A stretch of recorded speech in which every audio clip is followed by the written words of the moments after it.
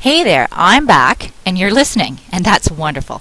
It shows me that you're dedicated to gaining the knowledge that you need and that you want in order to decide if the acting world is for you.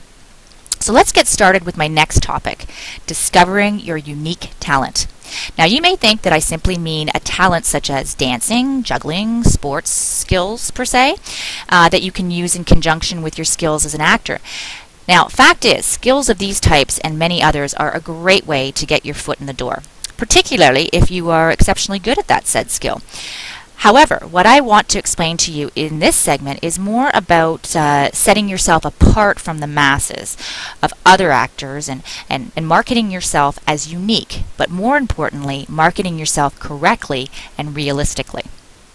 Okay, so for your entertainment, I'm going to tell you a little story about myself, which took place about 15 years ago. Now, I'm only telling you this because it's pretty darn funny, number one, but it also helps to explain the premise of this segment. So, about 15 years ago, before I became an agent and started my own agency, I worked with casting directors and agents in various different jobs. Occasionally, they would throw me into a background extra job because I looked the part, and well, mainly because I was there and available, and usually, without incident. However, one day, a rather large production company came to town with a very well-known director, and they were looking for trained dancers to audition for various roles. I was asked if I could dance and if I would like to audition. Well, I said, yeah, heck, why not? I can dance. It shouldn't be a problem. It'll be fun. Well, let's just say it was fun. Funny, actually, for the director and the panel of auditioners. If they weren't in shock or had their jaws dropped. You see, I could dance, like anyone else, but being a trained dancer is just a little different, as I soon found out. Of course, I was matched up with the, I found out later, best female dancer in the city. And if they didn't fall off their chairs laughing at me trying to copy her moves, they definitely did when I had to go solo. So anyway, I did do it. I completed my audition, and I was thanked enthusiastically by the director who, had I been auditioning for a comic role, it might have seen some talent. So luckily for me, I wasn't looking for a career as an actor, and clearly not as a dancer. Maybe as a comic, but that's not really my forte either. It just happened that way. But I basically just made a really good fool of myself. So the point is, if you're auditioning as a dancer, you better be a good one. Preferably, but definitely not a disaster like I was. If you're auditioning to play a role as a Spanish-speaking woman, you better be a woman and you better speak Spanish.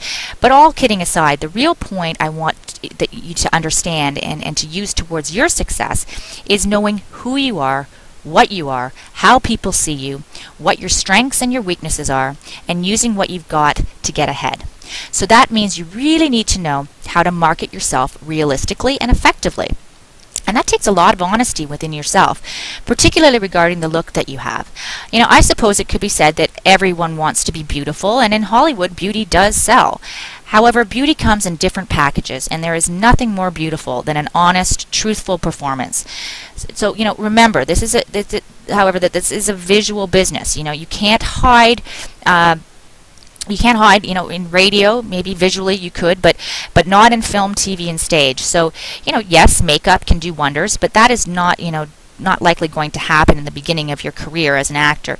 With notoriety and experience, you may be able to convince the powers that be that you can learn the dance moves, that makeup can glam you up or glam you down if need be, but it's not likely when you're an unknown and you're just getting started. So you have to really take a good look at your physical appearance, your skills, for example, drama versus comedy, and you need to get real about what types of roles that you could be cast for and market yourself accordingly, at least in the beginning of your career.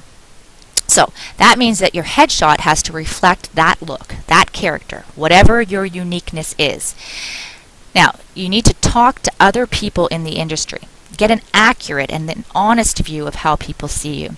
The audience is your market, so you need to be realistic about what you can and you can't play in a role or as an actor.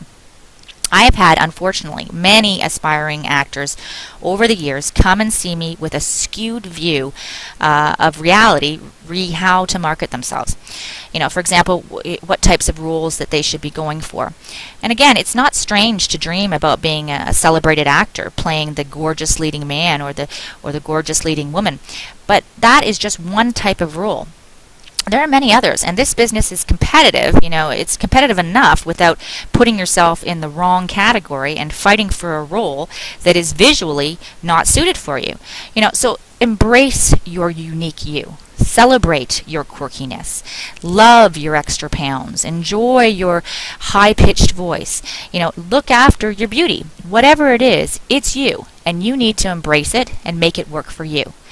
So there you go, everyone.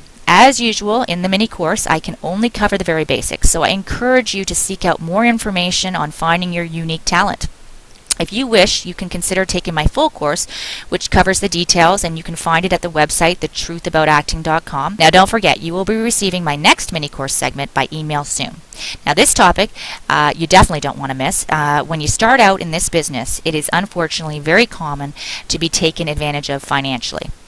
So, in this next segment, I will talk to you about how to avoid getting ripped off, okay, by the shady, you know, operators, I guess you could call them, in this business. Okay, thanks again for joining me in my mini course, and I look forward to speaking to you again soon.